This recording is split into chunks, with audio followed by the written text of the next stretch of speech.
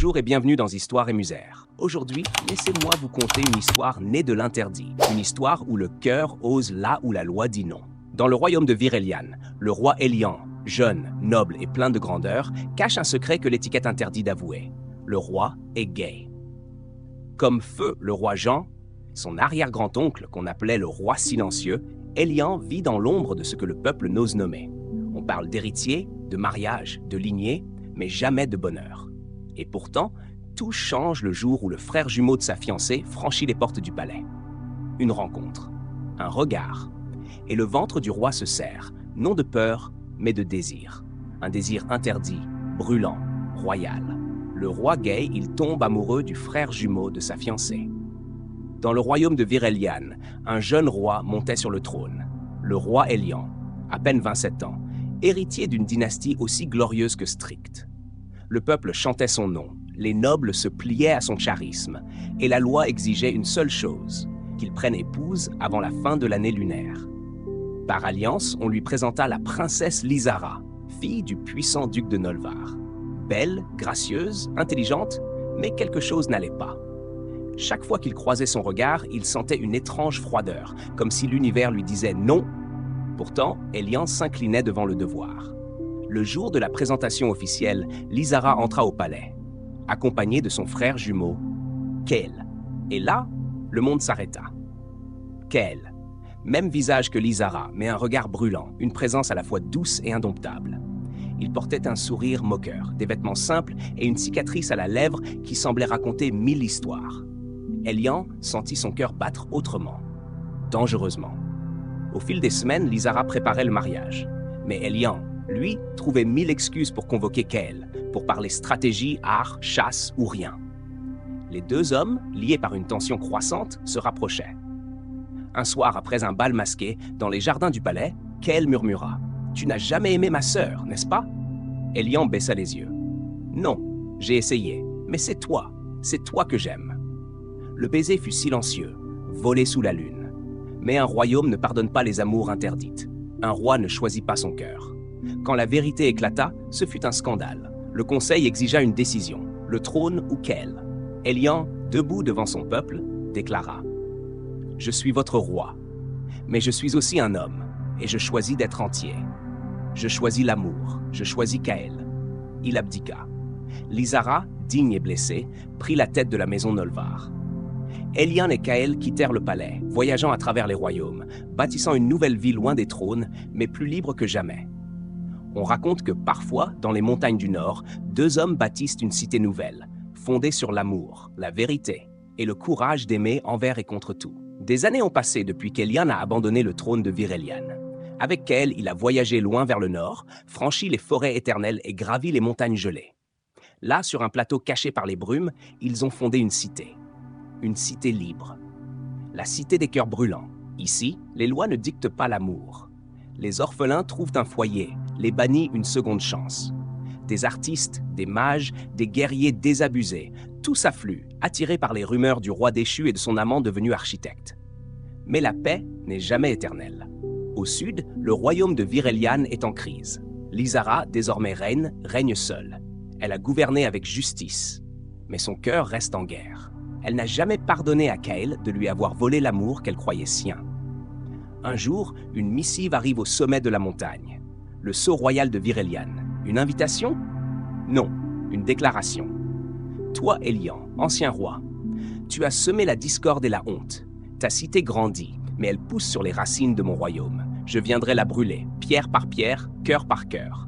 Reine Lysara de Vir-Elian. Kael, en lisant la lettre, reste silencieux. Elian serre le parchemin, le feu dans les yeux. « Elle nous aime encore », murmure-t-il. « Mais elle aime à la manière d'un trône, possessive, glacée et prête à tuer. » La guerre est inévitable. Mais Elian n'est plus le roi d'avant. Kael n'est plus un frère dans l'ombre. Ensemble, ils convoquent leur conseil, préparent leur défense. Mais surtout, ils cherchent une autre voie. Car la cité des cœurs brûlants n'a pas été fondée sur le sang. Elle a été fondée sur la rédemption. Alors Elian prend une décision folle. Il écrira une lettre à Lysara, une seule, non pour négocier, pas pour supplier, mais pour rappeler l'amour qu'ils ont tous perdu, elle, lui et Kael. Quelques jours plus tard, au sommet de la montagne, une armée approche. Mais au milieu d'elle, seule sur son cheval blanc, reine Lysara chevauche. Elle vient sans armes. Et dans ses yeux, une dernière question brûle. Et si nous pouvions tous trois régner? Autrement, le vent glacé fouette les visages. Sur les hauteurs de la cité des cœurs brûlants, Elian et Kael attendent. En contrebas, reine Lysara descend seule de son cheval. Elle avance lentement, en reine fière, mais le regard chargé de souvenirs. Elian s'avance, tendu. Kael reste en retrait, les doigts crispés sur la garde de sa dague, au cas où tout cela ne serait qu'un piège. « Je suis venu seul, » dit Lysara, sans détour. « Je ne veux pas de guerre, mais je veux des réponses. » Elle regarde tour à tour Elian et Kael. « Comment osez-vous croire que l'amour excuse la trahison? Ce n'était jamais toi que j'aimais, » répond Elian doucement. « Et tu le savais. Tu voulais le trône, pas mon cœur. » Un silence glacial tombe, puis Lysara s'approche de Kael. « Et toi, mon frère, tu étais censé me protéger. Tu m'as prise pour une idiote. » Kael baisse les yeux, mais sa voix est ferme. « Non, j'ai longtemps voulu disparaître derrière ton éclat. Mais pour une fois, j'ai voulu exister. Pour moi, pour lui. » Quelque chose change alors dans le regard de Lysara. Une fêlure, peut-être une douleur plus ancienne que l'amour. « J'ai toujours été seule, murmure-t-elle. Même quand tu étais là. Et maintenant, vous l'avez, l'un l'autre.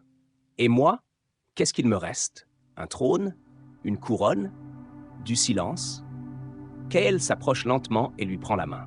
« Tu n'as jamais été seule, Lys. Tu t'es enfermée, et tu t'es crue invincible. » Elian les regarde, surpris par la tendresse de ce geste. « Ce n'est pas l'amour qui nous a divisés, dit-il, c'est le silence. La peur. » Un long moment passe, puis Lysara lâche un rire bref, triste. « J'ai passé ma vie à régner. Peut-être est-il temps d'exister. » Elle tend la main à Elian. « Un pacte, pas pour moi, pas pour le trône, mais pour le monde que vous bâtissez ici. » Elian hésite, puis la serre, fort, sincèrement. Ce soir-là, un miracle a lieu. La reine ennemie est accueillie dans la cité. Les torches s'allument, non pour la guerre, mais pour la paix.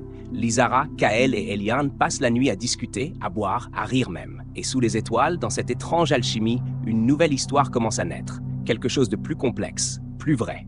Un amour triangulaire, une alliance inédite, peut-être les deux. Mais une chose est certaine, la cité des cœurs brûlants n'est plus seulement un refuge. Elle est devenue une légende vivante. Les semaines passent. Depuis la nuit du pacte, la cité rayonne comme jamais. Les tensions s'apaisent, les gardes baissent leurs armes et un équilibre fragile s'installe entre les trois cœurs liés par l'amour, la perte et le pardon. Elian, le roi sans trône, retrouve sa grandeur dans la simplicité. Il enseigne, cultive, écoute. Kael, plus libre que jamais, esquisse des plans pour bâtir une bibliothèque, un amphithéâtre, des ponts entre les peuples. Lysara, elle, découvre un monde où elle n'a pas besoin de régner pour exister, où elle est écoutée pour ce qu'elle est, non pour la couronne qu'elle porte. Mais dans l'ombre de cette harmonie, une tension douce persiste. Car l'amour, aussi vaste soit-il, demande des choix. Un soir, sous le ciel constellé, les trois se retrouvent sur la terrasse du vieux temple, surplombant la ville. Le silence entre eux n'est plus pesant. Il est chargé de vérité. Lysara prend la parole. « J'ai toujours cru qu'aimer signifiait posséder, qu'un cœur ne pouvait appartenir qu'à un seul autre. Mais vous m'avez prouvé que l'amour pouvait être plus vaste. » Elle se tourne vers Elian. « Tu m'as choisi, au début, par devoir, puis tu m'as quitté par vérité, et pourtant tu ne m'as jamais trahi. » Elle se tourne vers Kael. « Et toi, tu as toujours été mon miroir inversé. Tu m'as blessé, oui, mais tu m'as aussi libéré. » Kael pose une main sur la sienne. « Et si on arrêtait de choisir ?» Elian s'approche, les yeux brillants. « Nous ne sommes pas liés par les lois d'un royaume. Nous pouvons écrire les nôtres. » Alors, dans cette nuit hors du temps, ils s'embrassent, lentement, tous trois, pas par caprice, pas par fantasme, mais par une tendresse profonde, une chaleur partagée, un amour qu'aucun livre d'histoire n'avait prévu. Le lendemain, une nouvelle cérémonie est célébrée. Pas un mariage, pas un couronnement, un engagement à trois. Trois cœurs, trois âmes, une seule volonté, bâtir un monde nouveau. Et ainsi naquit la triade de la flamme vive, premier exemple d'union polyamoureuse royale dans les terres de l'Ouest. Leurs enfants, adoptés ou naidamment choisis librement, furent élevés dans la liberté, le respect et la vérité. Leurs noms traversèrent les âges, et dans chaque conte, chaque chanson, on murmure encore. Il était une fois un roi, qui aima un homme, puis aima une reine, et a choisi de ne jamais cesser d'aimer.